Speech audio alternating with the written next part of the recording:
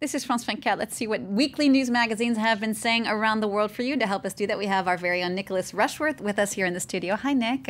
Hi to you, Jeannie. Let's start out with Le Point. Well, it's February, isn't it? A winter month, and it's a bit grey and overcast here in Paris, isn't it?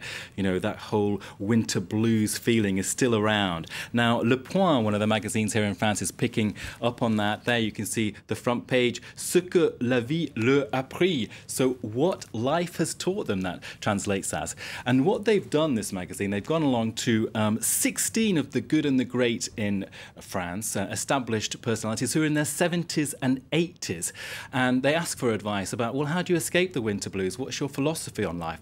And the reaction varies from, well, you know, patience is what comes through the years. You're taught through the passage of time to be patient, whatever happens. Or a bit of a warning, actually, don't be too crazy for success, Jeannie, because that will lead to failure. Who's the man we see on the cover there, Nick? Well, that man there, he's lovely, isn't he? It's Jean d'Ormesson. He's 88 years of age. And, well, he doesn't look it at all. But his argument, he's a novelist, by the way. Now, he is saying, well, listen, with the times we live in now, we're so absorbed now with this constant flow of news and images of violence, which we see here a lot on France 24, of course, 24/7 news. And he says people should really be able to take a step back from that, not take the violence on board, and kind of just take a historical perspective. Imagine just a few decades ago, the end of the Second World War, they were counting tens of millions of dead.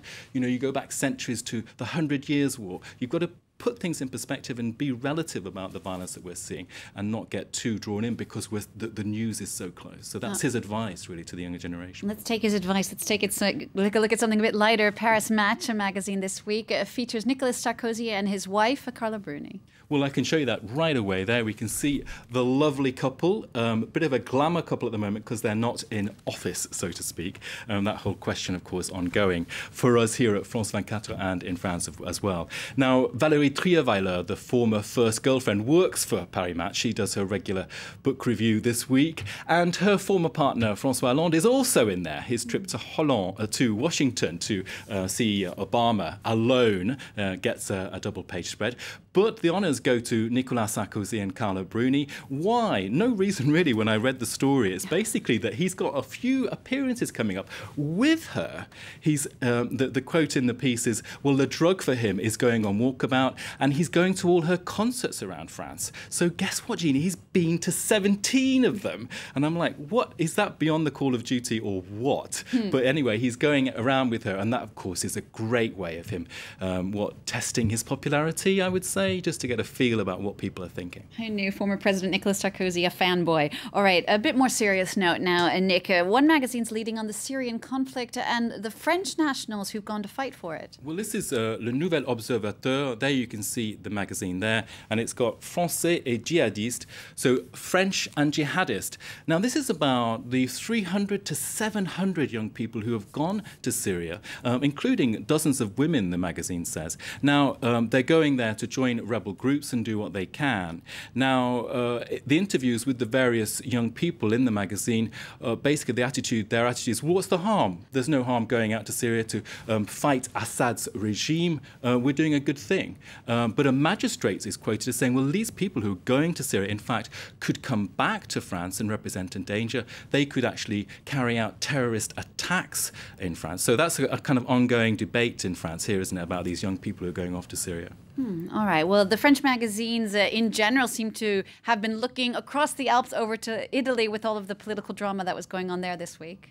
Yeah, well, L'Express has an opinion piece talking about political transition in Italy. Of course, we've got spaghetti Western politics, some would say, in Rome. It says in that piece there that the transition à l'italienne basically involves a third PM in 3 years. It says that the messages from Rome are twofold. Number one, well, anyone who's interested in pioneering an economic recovery in Italy doesn't seem to stay in the job. And, well, nobody can stay in the job anyway. So the whole question of instability in Italy is, of course, a worry for the French, because they're neighbours, aren't they? I want to go to L'Espresso, the Italian magazine. Now, it is leading with a picture of the two men at the centre stage of Italian politics at the moment. There you can see on one hand Enrico Letta, he's the outgoing Prime Minister, and Matteo Renzi. He's the new guy, 39 years of age. Now, Salto Mortale is somersault. He has somersaulted his way into centre stage in Italian politics. And basically, the message from L'Espresso is the young man is actually a minnow in terms of world politics. He'll be a member of the G20 group, won't he? So he will be, with Putin and Cameron and Hollande and so on. But in fact, what he's on is a win-win, because if he proves to be a failure, he will still have a role in Italian political life. He'll still call the shots. And anyway, his central message is fundamental reform of the electoral system, of the political life, the institutions in Italy. And then if he makes a go of it, then great. In any case, his plan A will be, in October, elections in the country. So a new guy to look out for. All right, thanks so much for that. And Nick Rushworth will keep an eye on that in the coming months in Italy. And thanks to all of you for watching. Have a great weekend.